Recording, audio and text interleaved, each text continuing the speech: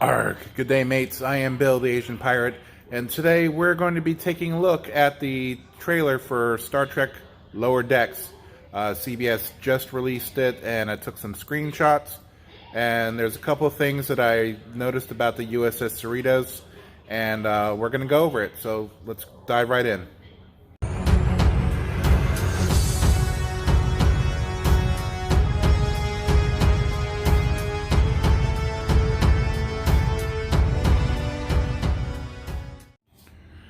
So our first shot here is a shot of the USS Cerritos from the top down.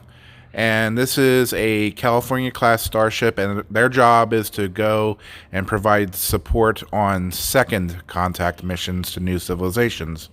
And the one thing that I noticed here with this next picture, in most Star Trek lore that I've ever seen, the ship name and registry number is always very prominent on the front or the bow of the vessel.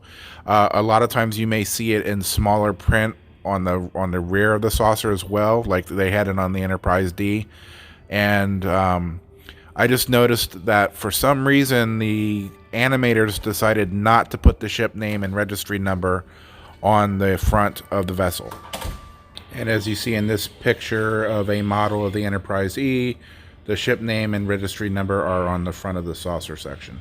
In this picture, we get an aft view of the Cerritos, and I really do not like the way that they have the nacelle and the secondary hull down on those struts. And having those struts, the only thing that connects the saucer section to the secondary hull.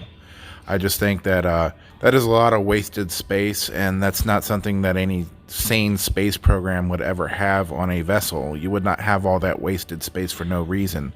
Usually you have the nacelles separated from the rest of the vessel because of the energies that are being released from it when the vessel is in warp.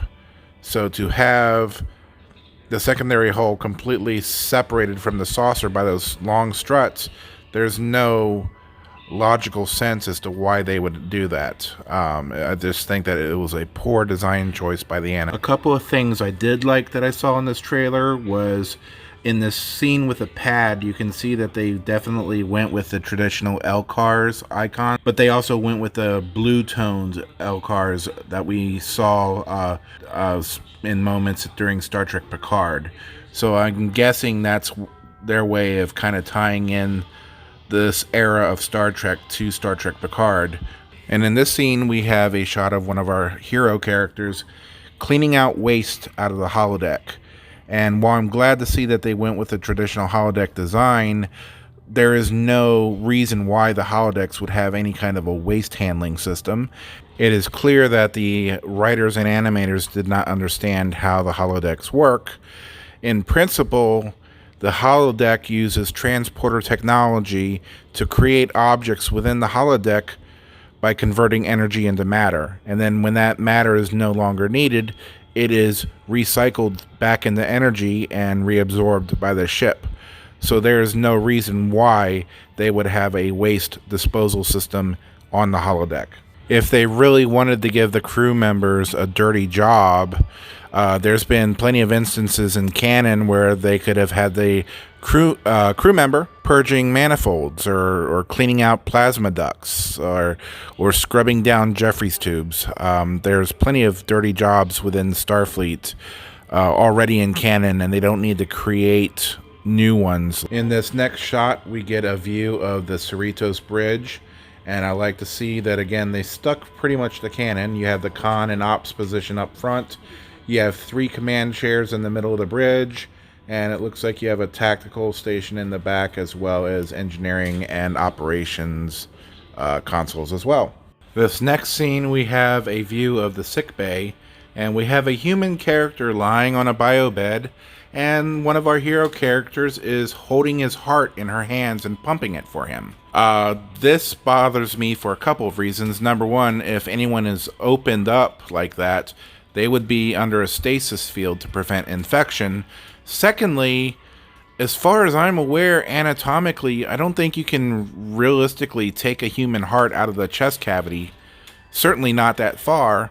and pump it for them while they're conscious, or I just don't think it's anatomically possible. Okay, so this last scene we have our hero character, and I still don't know all the names of the characters, so I apologize, guys. But we have one of our hero characters nude.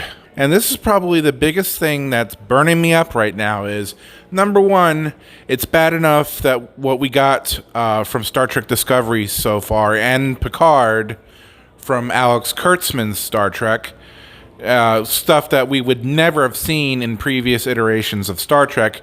And now we're having characters on a cartoon meant for children having nude characters. And that just riles me up, because that's something that we would never see in Star Trek, let alone something that should not be shown on a cartoon that's targeted towards children. I mean, I understand that we're not seeing any genitalia, but still, it's ridiculous that our morals in this country has gone to the point where we have to show incidences of graphic nudity in order to sell a product, and I just think it's stupid. Anyway, that's it, guys. That is my review of our first look at the Star Trek Lower Decks trailer. Leave a comment below. Let me know what you guys think. Are you excited about what you've seen so far? Or do you think this is just going to be another hot mess courtesy of Alex Kurtzman? And that's it for this episode of The Asian Pirate. If you haven't done so already, please subscribe to my channel, hit the bell icon to receive future notifications, and give this video a thumbs up so others can find it as well. This is The Asian Pirate. Live long and prosper.